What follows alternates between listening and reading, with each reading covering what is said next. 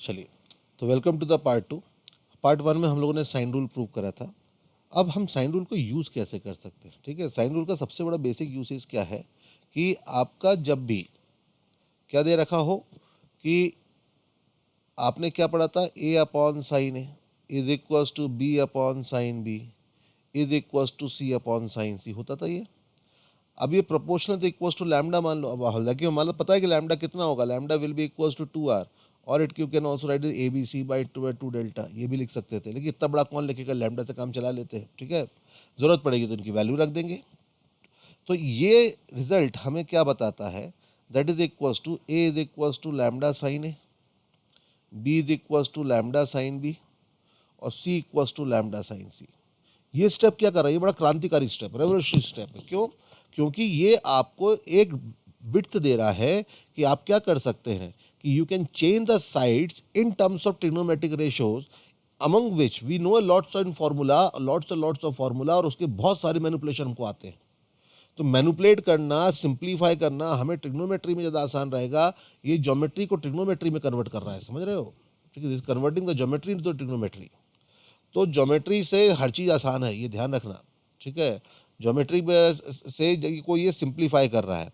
और इसका रिवर्स भी कर सकते हैं कि अगर हम चाहें तो हम साइन ए को क्या लिख दें, साइन ए को के टाइम्स ए, साइन बी को के टाइम्स बी, साइन सी को के टाइम्स सी, ऐसे लिख सकते हैं। वी आर के इज वॉट 1/λ, ऐसे करके। ठीक है, 1/λ लिखने में गड़बड़ लगता है और थोड़ा याद भी रहता है ये। ठीक है, तो ऐसे कभी भी कन्वर्जन्स हम लोग यहाँ पे कर सकते हैं।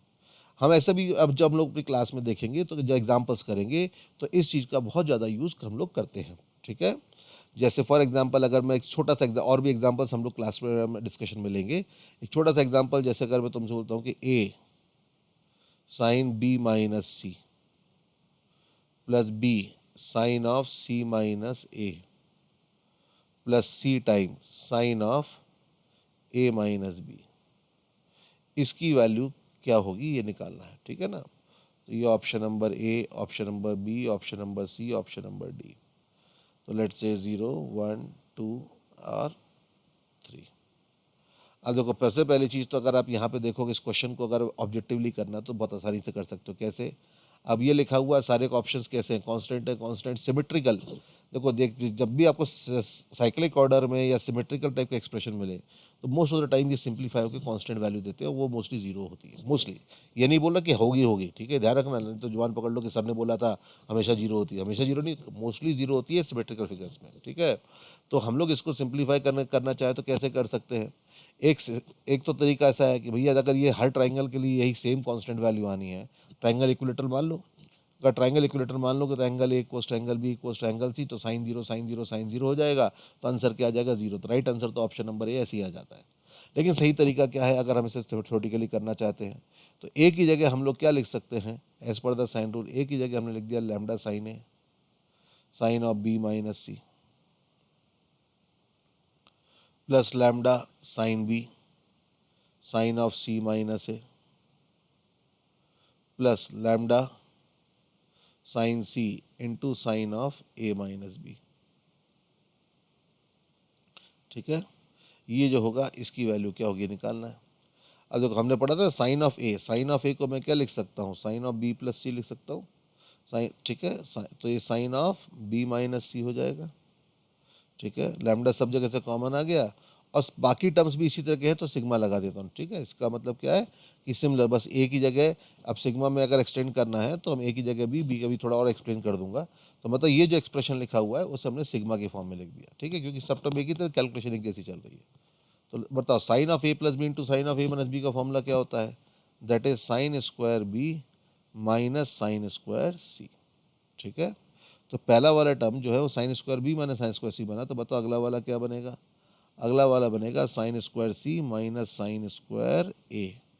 और इसी तरह से अगला वाला टर्म क्या बन जाएगा, अगला वाला टर्म बन जाएगा sine square of A minus sine square of B. अब इन सबको अगर ऐड करोगे, सब जगह लैम्डा कॉमन आ गया तो देख रहे हो ये तो जीरो हो रहा है, तो lambda into zero that is equal zero. Hence the right answer is option number ए।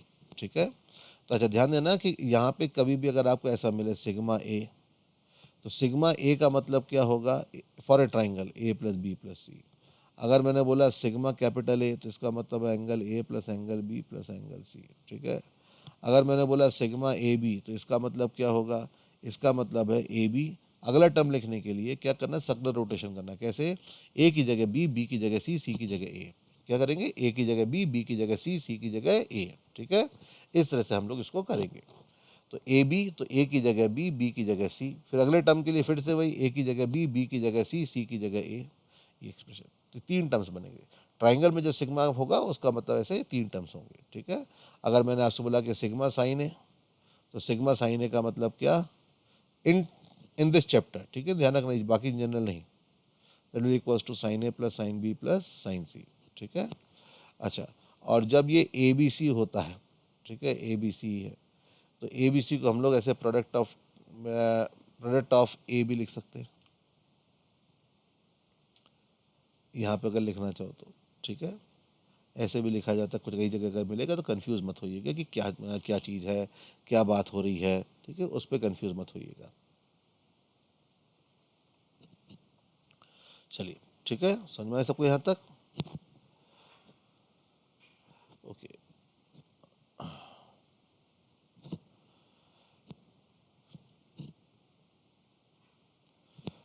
अब आप इसको साइन रूल का एप्लीकेशन बोल लो या कुछ भी बोल लो, उसी की हेल्प से हम लोग अगला जो रिजल्ट निकालते हैं, ठीक है, वो अगला रिजल्ट भी इसी के थ्रू आता है, ठीक है। वो कौन सा रिजल्ट है, दैट इज कॉल्ड एज, उसे टेंजेंट रूल कहा जाता है, या फिर हम उसे कहते हैं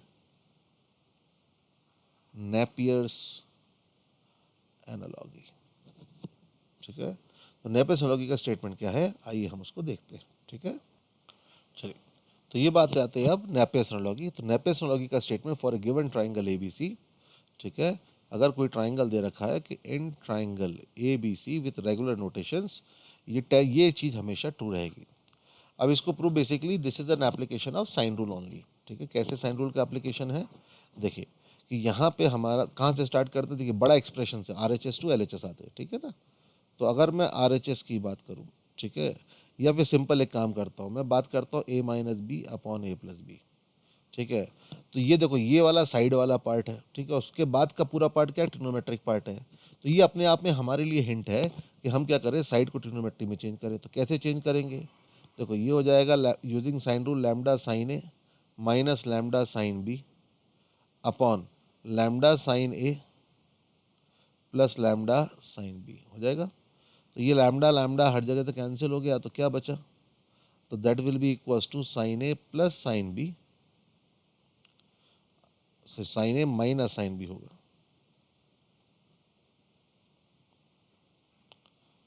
sign A plus sine B,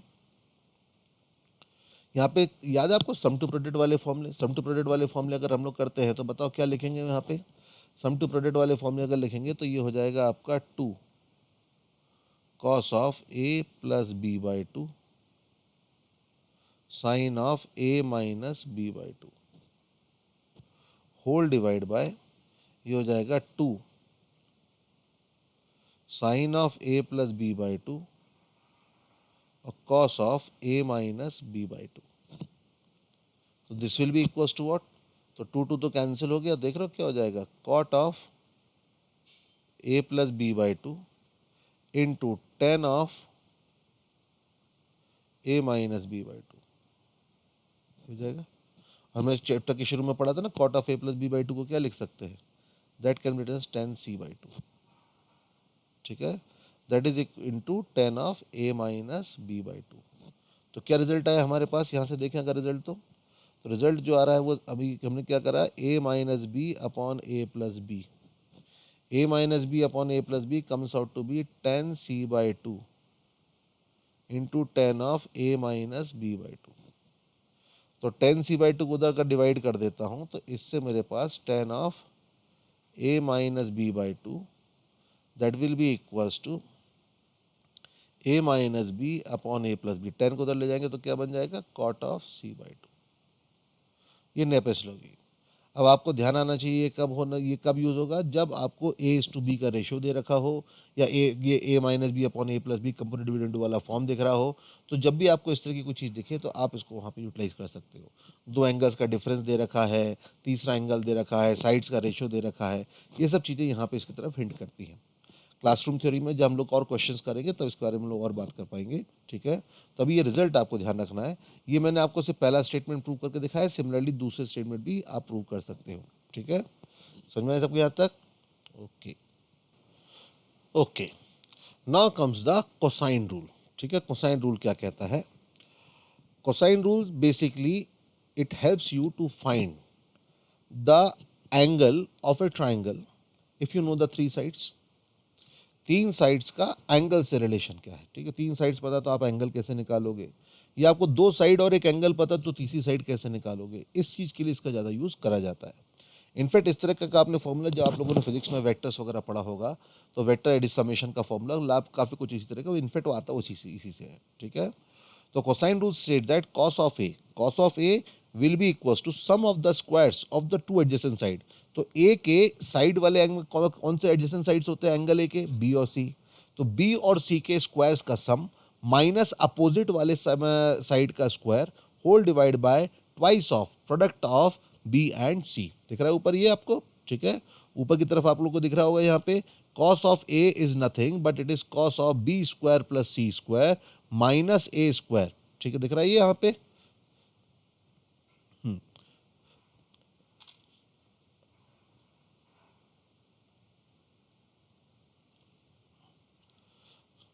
तो ये देखिए, तो ये यहाँ पे जो लिखा हुआ वही है ना, cos of A is B square plus C square minus A square upon cos of B equals to C square plus A square minus B square upon two A C. cos of C is A square plus B square minus C square upon two A B, ठीक है। तो ये basically आपका cosine rule का statement है, ठीक है।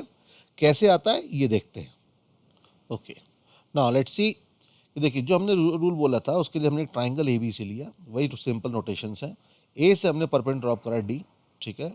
तो ए से जब परपेंड ड्रॉप करा डी, तो जरा देखिए कि यहाँ पे ये क्या आ गया, ये वाला जो डी सी लेंथ है ये भी हमने एक्स मान लिया, और बी सी साइड कितना था? ए। तो क्योंकि ये राइट एंगल ट्राइंगल है तो पाइथागोरस थ्योरम क्या कहता है? अब से सिंपल सी बात देखिएगा कि अगर ये वाला लेंथ ए है तो ये वाला लेंथ कितना होगा? ए माइनस एक्स होगा। तो in triangle A B D, triangle A B D में हम लोग क्या लिख पाएंगे? A D square is equals to A B square minus B D square, which will be equals to C square minus A minus X का whole square, ठीक है।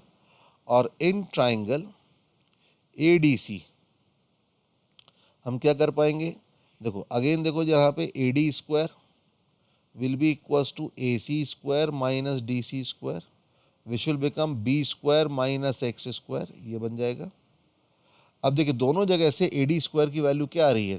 ए D square तो दोनों जगह सेम है ना, तो दोनों को हम लोग इक्वेट कर देते हैं। इक्वेट करेंगे तो बताओ क्या आएगा? C square minus A square, ठीक है। C square minus A square minus X square plus two A X is equals to B square minus X square. X square cancel हो जाता है, ठीक है। इससे देखो हमारे पास टू ए एक्स की वैल्यू क्या आती है? B square plus A square minus C square, two A X की वैल्यू, ठीक है। अब जरा देखना है इन ट्राइंगल ए डी सी हम एक चीज़ और बोल सकते हैं, क्या? In triangle A D C C D upon A C, C D upon A C will be equals to what? C D upon A C की वैल्यू किसके बराबर आएगी? That will equal cos of C. तो इससे हमारे पास C D की value ए सी कितना था? बी कॉस सी आ जाती है। तो ये वैल्यू यहाँ पे रख दो, तो two A B cos of C will be equals to B square plus A square minus C square. Cos of C will be equals to B square plus A square minus C square upon two A B. और आप चाहते तो यहाँ पे इसको ऐसे भी लिख सकते थे कि C square is equals to A square plus B square minus two A B cos C. ये वेक्टर में एडिशन का फॉर्मूला होगा, आपको याद होगा, ये भी यहीं पे इसी तरह से आता है, ठीक है। तो ये मैंने वर्टेक्स ए से ड्रॉप करा, मैंने x किसको माना था, DC को, अगर x में BD साइड को मान लेता तो B के टर्म्स में आ जाता, तो आपके पास ये बाकी के भी फॉर्मूले उसमें आ जाते हैं, ठीक है। तो this is what the cosine rule is. अब इसमें ध्यान दीजिएगा कि angle opposite to the largest angle, the side opposite to the largest angle will be the largest and the side opposite to the smallest angle will be the smallest, ठीक है। बात समझ में सबको, ये छोटी छोटी चीज़ ध्यान रखिएगा। तो हम लोग क्लास में इसके ऊपर आगे को क्वेश्चन करेंगे, तो ये एक बार देखें, इसके अच्छे से नोट्स बनाएं, फिर हम आगे की वीडियोज़ में उसकी और बात करेंगे। Okay, see you.